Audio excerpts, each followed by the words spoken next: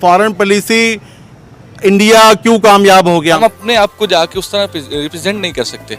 वो सबको ऐसे नमस्ते करते हैं, सबको ऐसे। उनको वेलकम करने के लिए वहाँ पे पहुँचे हुए थे वो, और उन्होंने बहुत ही एक वार्म वेलकम किया, लेकिन साथ ही झुककर ही टच्ड हिज फीट, उन्होंने उनके पाँव भी छुए। मुझे अच्छा लगे ना लगे, आपको लगे ना लगे, ये थप्पड़ है हमारे गांठों के। जहां निकोसिया परिषद की सदस्य माइकेला क्राइथोटी महलपा ने प्रधानमंत्री नरेंद्र मोदी के पैर छुए, उनका स्वागत किया। बीबी मैं तो हैरान हो गया हूँ कि मोदी है तो मुमकिन है, मोदी है तो मुमकिन है। भारत माता की, भारत माता की। उनका तो सीना फखर से चौड़ा हो गया होगा ना कि यार हम इंडियंस। फर्क है। दोस्तों, भारत स्पेशल में आपका स्वागत है। प्राइम मिनिस्टर नरेंद्र मोदी के 2 दिवसीय साइप्रस दौरे के दौरान एक भावुक कर देने वाला पल सामने आया जब निकोसिया नगर परिषद की सदस्य मिकाइला मलापा ने भारतीय प्राइम मिनिस्टर नरेंद्र मोदी का स्वागत करते हुए उनके पैर छूकर सम्मान प्रकट किया। यह पल सोमवार को उस समय देखने को मिला जब प्राइम मिनिस्टर मोदी साइप्रस के राष्ट्रपति निकोस के साथ देश की ऐतिहासिक सीजफायर लाइन क्षेत्र का दौरा कर रहे थे। अब यह वीडियो सोशल मीडिया पर तेजी से वायरल है। प्राइम मिनिस्टर मोदी पूर्व में कई बार महिलाओं को उनके पैर छूने से विनम्रता से रोक चुके हैं। इस बार भी मिलापा को आशीर्वाद देते हुए हाथ जोड़ते नजर आए। पहले भी पपुआ न्यू गिनी के जेम्स रापे ने प्राइम मिनिस्टर मोदी के चरण छूकर सम्मान व्यक्त किया था और अब साइप्रस की नगर परिषद की सदस्य माइकाइला द्वारा किया गया कार्य भारतीय संस्कृति, परंपरा और सभ्यता की वैश्विक प्रशंसा का प्रतीक है। प्राइम मिनिस्टर मोदी ने भारत की शक्ति के साथ साथ उसकी प्रतिष्ठा और गौरव को भी वैश्विक स्तर पर नई ऊंचाइयों पर पहुंचाया है। इसको प्रिजर्व करके रखा है, हम वो दिखाते हैं। हम भारत की विविधता दिखाते हैं, मानवता की विविधता दिखाते हैं। हम उनको ये महसूस कराते हैं कि इस विविधता में आपकी भी झलक है, आप इसका पार्ट हो। हम ये नहीं कहते कि आप यहां आगे आइए, अब आपको दीन की शिक्षा देने कन्वर्ट हो जाइए। मैंने देखा था एक बेचारा कोई गोरा टूरिस्ट फंस गया था आपके यहाँ पे, लोग लगे उसको कन्वर्ट करने कि आओ बताएं तुम्हारा क्यों गलत है। ये सब करिएगा, कौन आएगा? सबको आपने बता दिया कि तुम तो एम्बेसडर ऑफ कन्वर्जन हो। तो कोई घूमने आ रहा है तो अब आप लगे उसको सुखाने। तुम्हारे रिलीजन में यार बहुत झंडू झंडू बातें लिखी हैं हमारे रिलीजन में। तो अब वो बेचारा टूरिज्म करने आया है, वो कह रहा हाँ आ रहा हूँ भाई साहब, अभी तो जाने दो। तो आपने दुनिया को बनाया है। अब हमारे यहाँ आता है तो चर्च भी बगल में है, मंदिर भी बगल में है, मस्जिद भी बगल में, कुछ हो जाता है। वो आता है तो कोई गणपति में डांस करने वाला एक बहुत अच्छा, वो एक है अमेरिकन, वो जब से आया है बोला यार मैं अमेरिका में, इंडिया में आके पागल हो गया हूँ। कोई भी इनका फेस्टिवल होता है तो वो खींच लेते हैं, और कोई एक क्रिश्चियन का फेस्टिवल है तो हिंदू भी उसको मना रहे, क्रिश्चियन भी मना रहे और मुस्लिम भी मना रहे। भारत ने सबको अपनाया, इसलिए हम बुलाते हैं। हमारी में भी कमियां है, हमारे टूरिज्म सेक्टर में सबसे बड़ी कमी क्या है? गंदगी, उसको हमें इंप्रूव करना है। दूसरा कि भारत में कुछ दिनों से मैं रेसिज्म की भी बूथ देखने लगा हूं, जो मुझे बहुत बुरी लगती है। जैसे जो रशियन टेररिस्ट आते हैं, उनको ये रशियन लड़कियों को लेकर के जो जोक्स बनते हैं कि 5 रुपए में तो रशियन मिल जाएगी, 50 रुपए में रशियन मिल जाएगी, इस तरीके के रेसिस्ट जोक नहीं करने चाहिए, नहीं करने चाहिए। ऐसे रशियन आपको मुंह भी नहीं लगाते, अभी आप उनका स्टैंडर्ड नहीं देखे। इतने गोरे चिट्टे और वो लंबे चौड़े लोग होते हैं, उनको नहीं जरूरत है हमारे जैसे छोटू मोटू काले लोगों की।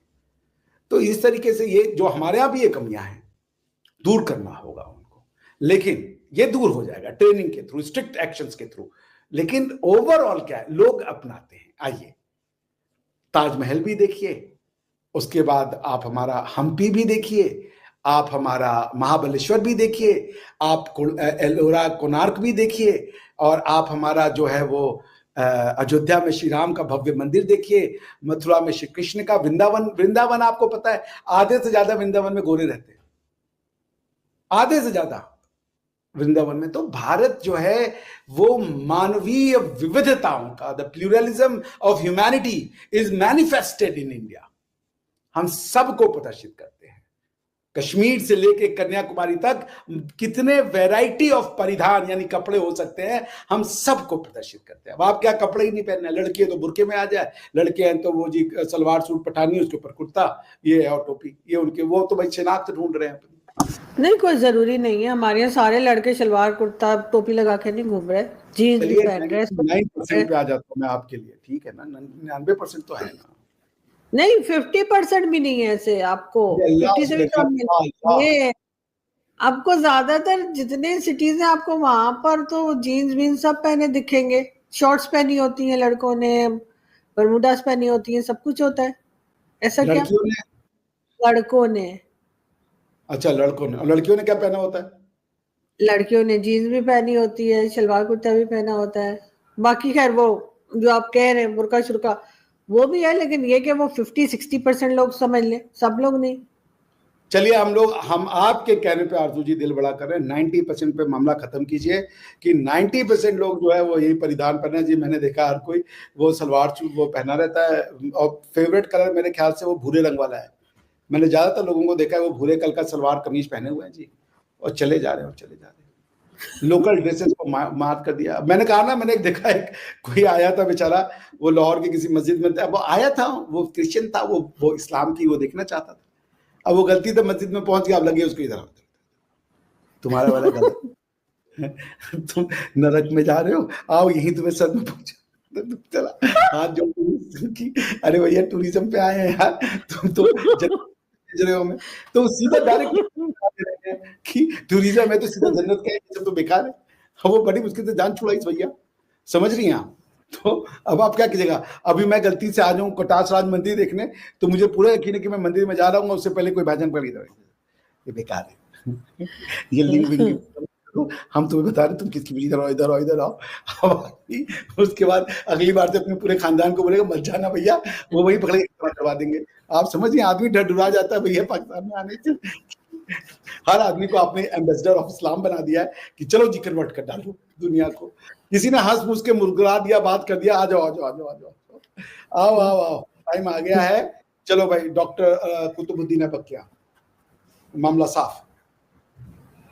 ऑर्गेनाइजेशन बनी है, ये तो बनी इसलिए कि जो इकोनॉमिक कंडीशन है उसे बेहतर किया जाए, तो फिर पाकिस्तान को तो बिल्कुल पहले होना चाहिए था।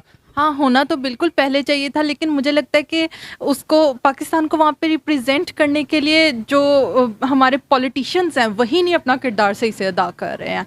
और इसके अलावा मुझे लगता है इंटरनेशनल फोरम पे भी अगर कोई शामिल करना भी चाहे तो मतलब इतना क्लियर ही नहीं है कि आर्मी से इस बारे में डिस्कस करना है या पॉलिटिशियंस के साथ करना है। पाकिस्तान के हवाले से अगर कोई ऐड करना, पाकिस्तान को ऐड करना चाहिए तो उसकी बात। हाँ बिल्कुल, अगर उसको ऐड करना चाहिए, वो करना ही चाहिए, क्योंकि इस टाइम मुझे लगता है कि पाकिस्तान को बहुत ज़रूरत है इस चीज़ की। ठीक है, तो कहा यह जाता है जी चाइना हमारा बहुत ही मजबूत दोस्त है, शायद दुनिया में सब अगर कोई सबसे